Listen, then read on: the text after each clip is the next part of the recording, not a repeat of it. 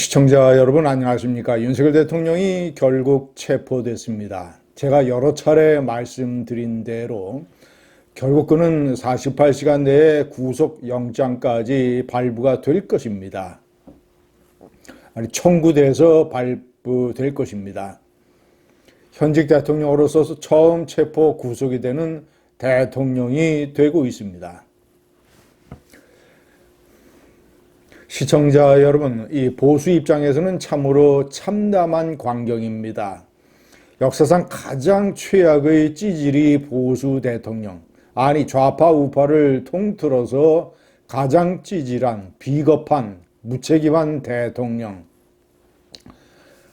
그런 대통령의 몰락을 저희가 보고 있습니다. 보수의 수치이자 마지막까지 보수를 둘로 쪼개서 보수까지 다 망쳐놓고 올 대선도 위험에 빠뜨려 놓고 보수가 정권을 빼앗길 위험에 처하게 만들어 놓고 지 혼자 살라고 관저에서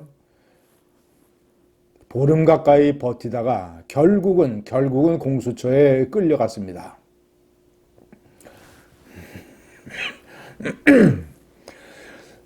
시청자 여러분, 영상 메시지에서 보여준 태도는 정말이지, 이거 마지막 발악의 수치구나.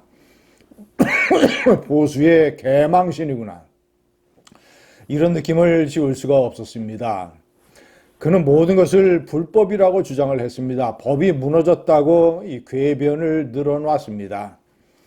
그 자신이 자다가 봉창을 두드리는 완전히 완벽한 헛발질로 헌법과 법률을 난도질 해놓고 그래서 내란죄로 이제 수사를 받고 있고 그래서 탄핵이 될 것이 자명한 상황에서 엉뚱하게 국가기관이 법을 무너뜨렸다고 주장을 했습니다.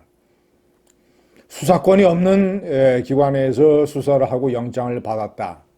영장 발부, 이 권한이 없는 법원에서 영장을 심사 발부했다. 이런 주장을 펴고 있습니다. 시청자 여러분, 이 똑같이 검찰과 똑같이 공수처가 직접적인 수사권이 없는 것은 사실입니다. 그러나 검찰이 김영헌 전 국방장관이라든가 핵심 사령관들을 전부 다 구속시킬 때 법원에서 영장을 발부해 준 것처럼 직접적인 수사권은 없지만 내란죄는 직권남용 범죄의 관련 범죄로서 수사를 할 수 있다라는 그런 우회적인 권한을 법원이 다 인정을 해줬습니다. 공수처도 똑같습니다. 그는 자신의 핵심 부하들이 검찰에 의해서 구속이 될 때는 수사권이 없는 검찰이 불법으로 수사를 하고 있다라는 그는 항변과 저항의 아무런 메시지도 내지 않았습니다.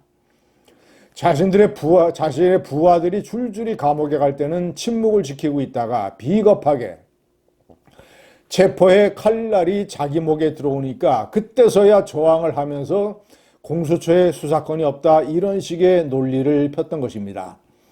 똑같이 직접 수사권이 없는 검찰이 부하들을 잡아넣을 때는 입을 닫고 있다가 아주 비겁합니다.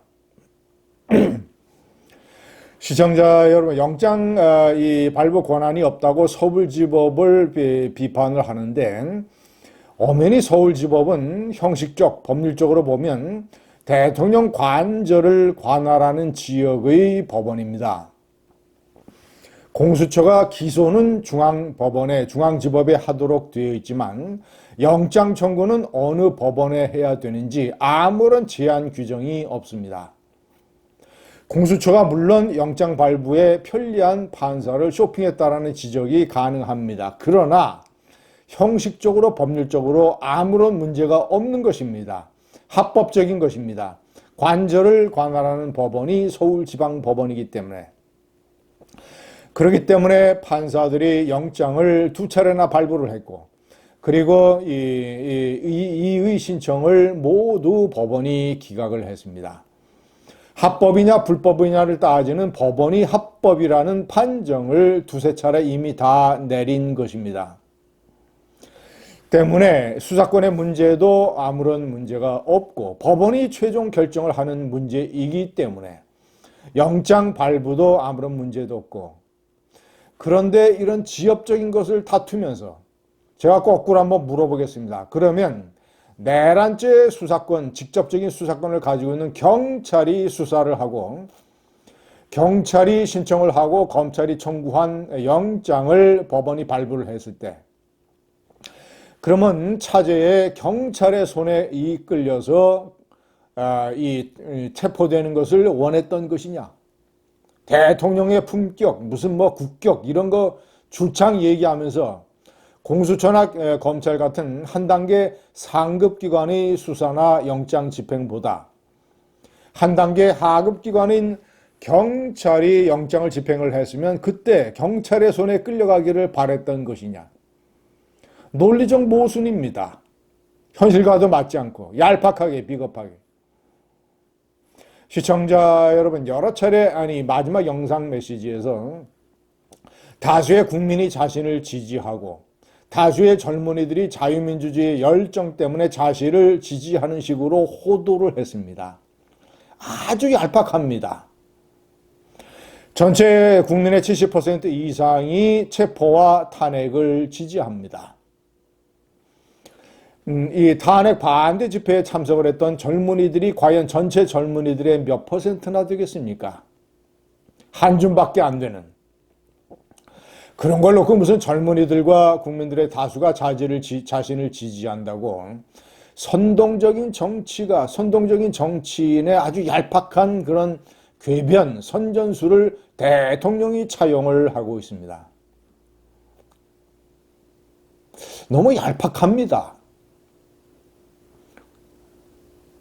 그릇이 밴댕이 수준입니다.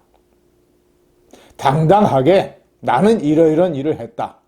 내가 생각하는 이런 이유로, 물론 저는 그것이 바보 같은 것이고 무책임한 것이라고 여러 차례 비판을 하고 있습니다만, 어쨌거나 자기 주장으로 나는 뭐 국정이 마비되고 부정선거를 조사해야 되고 종북 반국가 세력으로부터 지켜야 되기 때문에 계엄을 했다.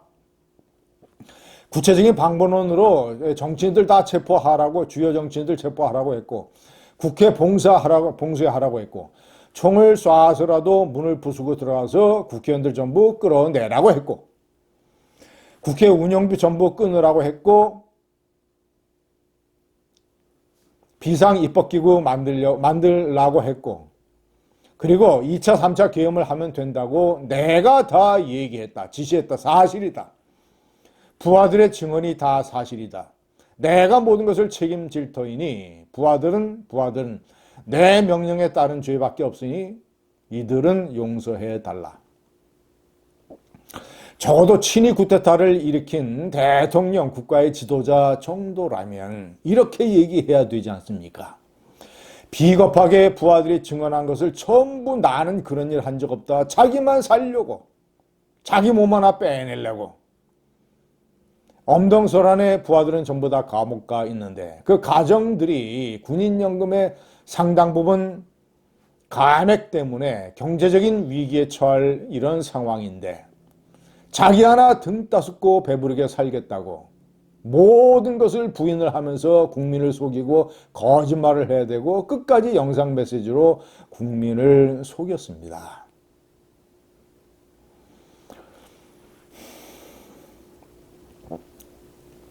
인간적인 품격이 의심됩니다. 분노를 참기가 참 힘드네요. 찌질이 대통령, 최악 대통령의 몰락, 보수의 개망신을 지켜본 하루였습니다. 감사합니다.